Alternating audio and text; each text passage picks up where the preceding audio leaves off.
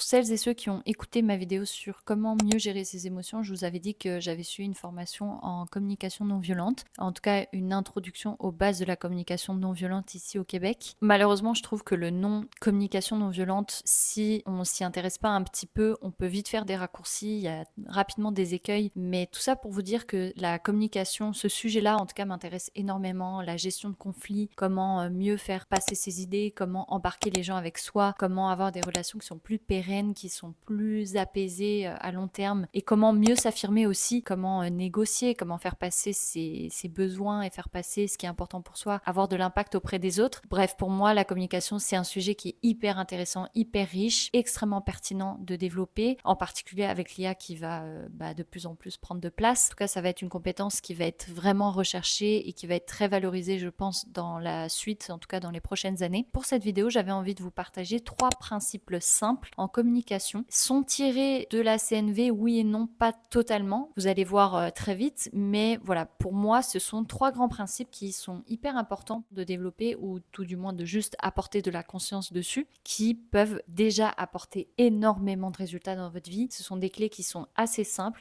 mais sous-cotées. On n'est souvent pas assez objectif avec soi-même, et moi la première, hein, moi j'ai tendance à regarder ces clés-là, puis à me dire bah oui, je connais, oui, je sais et tout ça, mais la vraie question c'est est-ce que tu le fais au quotidien, comment tu peux davantage le faire, quand est-ce que tu ne le fais pas, quand est-ce que tu n'appliques pas ces principes-là. Voilà, sans plus tarder, je vais vous partager donc pour moi ces 3 piliers, ces 3 principes, que ça soit pour avoir de l'impact dans sa vie personnelle ou sa vie professionnelle auprès de son manager, j'en sais rien, sa boss, ses collègues, ou auprès, comme je te disais, de la vie perso, donc les amis, faire passer ses idées, etc. Le premier principe important, c'est laisser parler les autres. S'intéresser sincèrement à ce que pense l'autre, à qu'est-ce qu'il vit. Tu vas avoir 2 fois plus d'impact si tu fais ça, et si tu le fais sincèrement, parce que ça sert à rien évidemment de s'intéresser à l'autre si au fond tu t'en fiches.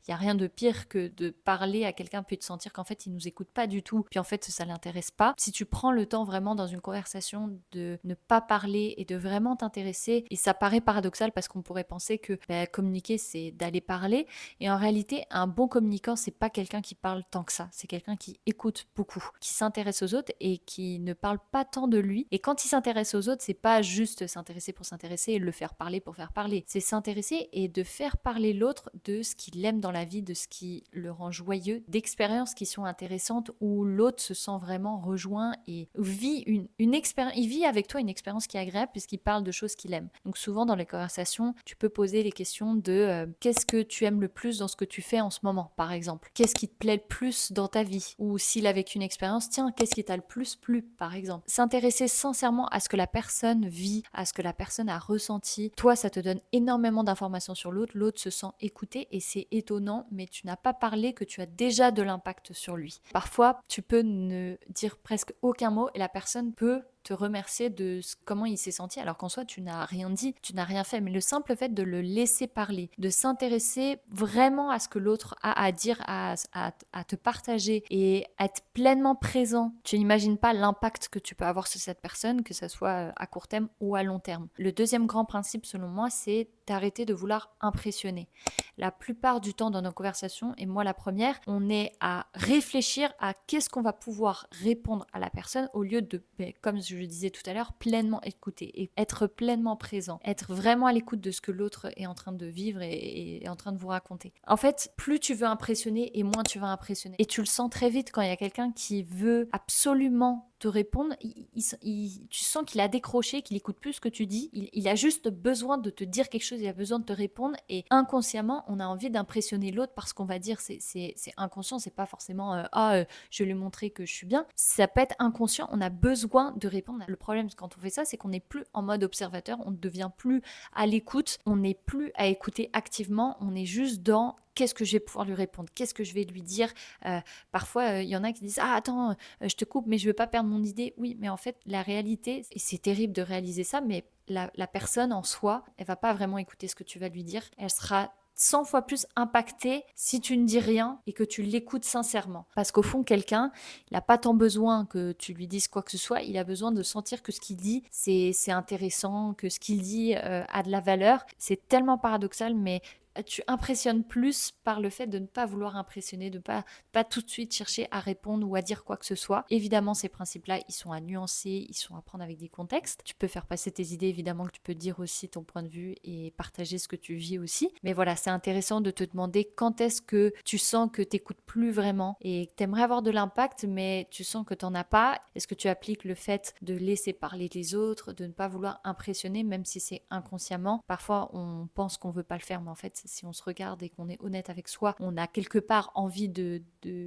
que l'autre nous dise que ce qu'on dit, c'est incroyable, c'est intéressant. Donc voilà, moi, parfois, je me demande, voilà, quand est-ce que je ne le fais pas et quand est-ce que je pourrais le faire différemment? Si tu as déjà entendu ces conseils-là, au lieu de te dire, bah oui, ça, je connais, pose-toi la question. Est-ce que tu le fais? Quand est-ce que tu ne le fais pas? Quand est-ce que tu pourrais le faire, mais d'une autre manière? Parce qu'encore une fois, paradoxalement, quand tu vas moins en faire, que tu vas finalement moins parler, plus tu vas avoir de l'impact auprès des autres. Un troisième principe, évidemment, il y en a tellement des principes qui sont importants, mais pourrez-vous faire une partie 2 ou vous en partagez d'autres? Voilà, dites-le moi en commentaire, je suis toujours heureuse de vous lire. Je suis toujours heureuse de savoir, voilà, quel est votre point de vue, même si c'est pas forcément le même point de vue que le mien. Donc, le troisième principe, celui-là est plutôt issu de la CNV, c'est de se donner de l'auto-empathie. Ce principe-là, il va plus être applicable dans une situation plus de conflit, où on sent qu'on est atteint, on est peut-être en colère, on est peut-être frustré, on vit des émotions qui sont fortes et parfois désagréables. Et se donner de l'auto-empathie, c'est reconnaître ses besoins, c'est reconnaître ce qui est important pour nous et c'est apprendre à se connaître. Si on ne le fait pas avec soi, on ne sera jamais capable de le faire avec les autres. Pour bien écouter les autres, il faut d'abord s'écouter soi. Tout peut être nuancé, tout peut être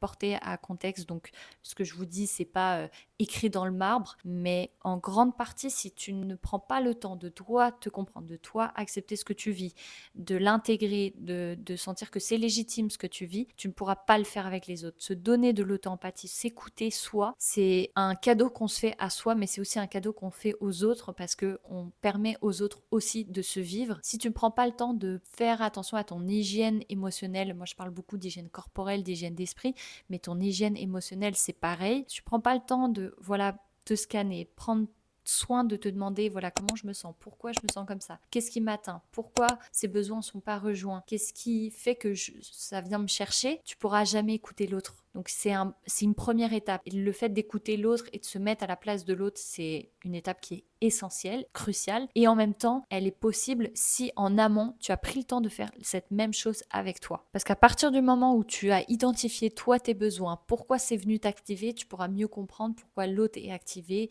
et potentiellement imaginer quels sont ses besoins et pourquoi la personne aussi peut-être est activée ou pourquoi tu n'arrives pas à avoir de l'impact. Et le fait de chercher à mieux se connaître, ça t'aide à mieux comprendre les autres. Si tu comprends chez l'autre quels sont ses besoins, pourquoi il agit de telle manière, tu seras un bien meilleur communicant. Tu pourras partager tes idées en prenant l'angle de ses besoins à lui, en prenant l'angle de ses valeurs à lui. Et la CNV part d'ailleurs de ce postulat: pour bien communiquer avec l'autre, il convient de bien se connaître. Donc l'outil, c'est avant tout un outil de conscience de soi. Je pense que je l'aurais dit suffisamment, mais c'est un outil qui est extraordinaire pour ça. Et si je reviens par exemple sur le contexte d'un conflit, en clarifiant ce qui se joue en toi, ça nous permet d'accéder à nos ressources, de retrouver de la sécurité, parce que bien souvent quand on est activé, quand on vit des émotions qui sont fortes et désagréables, on est en mode survie, on n'est plus du tout à réfléchir convenablement, on n'a plus du tout l'esprit clair, et le simple fait de faire cet exercice pour soi permet de réaccéder à des ressources, permet de réaccéder à des outils, à avoir plus de créativité, plus de clarté, prendre de meilleures décisions, prendre ses responsabilités et s'exprimer avec authenticité. Donc voilà pour ces principes, j'espère qu'ils vous auront parlé, que ça résonne quelque part en vous, que ça vous parle et que c'est suffisamment concret en fait. Dites-moi si vous avez des suggestions, donnez-moi votre avis, si cette vidéo vous a parlé, si vous aimeriez avoir une partie 2. Je vous souhaite une très belle journée, je vous remercie pour votre présence et pour votre soutien ici. Je vous invite à me rejoindre sur ma newsletter tous les lundis, à me suivre sur Instagram et à vous abonner à cette chaîne si vous voulez soutenir mon travail. C'est quelque chose de simple, mais c'est pour moi un gros soutien et ça me permet de continuer à développer ma créativité, à développer ce projet-là de chaîne YouTube à côté. Je vous souhaite une très belle journée et je vous dis à très vite dans la prochaine vidéo.